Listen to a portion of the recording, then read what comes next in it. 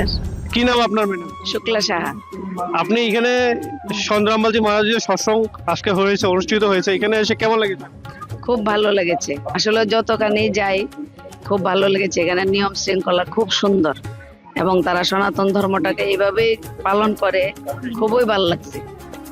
মানে দেখতে খুব ভালো লাগে এবং তারা এক টাকাও নেয় না, প্রসাদ দেয়, খুব ভালো প্রসাদ খাওয়া। বাড়িতে দেওয়ার সিস্টেম নাই আবার।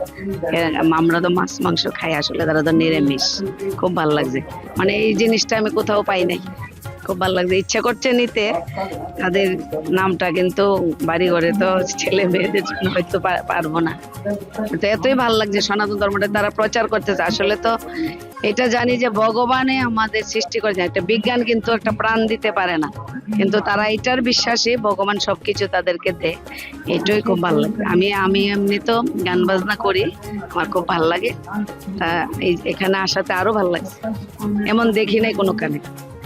ঠিক আছে। আর আপনার যেখানে ম্যানেজমেন্ট যে করেছে, নিট এন্ড ক্লিন খানার খাওয়া মানে ভান্ডারা যে হয়েছে, প্রপার কি হাইজিনিক মেনটেন করেছে?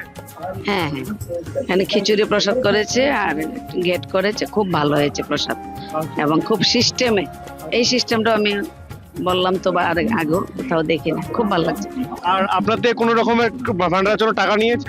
না না, বলেছি আমরা একটা চাঁদা দেবো, যে এখানে দান বাক্স আছে, বলছে না। আমরা কোনো, আমি বলছি তাহলে এই টাকা কোথা থেকে আসে, বলছে ভগবান দে। ভগবান দে মানে তাদের ভিতরে কত বড় ভগবান, এই জিনিসটা তো আমাদের মধ্যে নেই, অনেকের মধ্যে নেই। এখন তো আসলে সব টাকা পয়সা মানুষে কিভাবে যে মানুষের থেকে চিন্তাই করবে এই আশা থাকে, কিন্তু তাদের মধ্যে এইটা নেই, একটা নেয় না। আবার বাড়িতে প্রসাদ দেয় না, এই সিস্টেমটা ভালো লাগছে।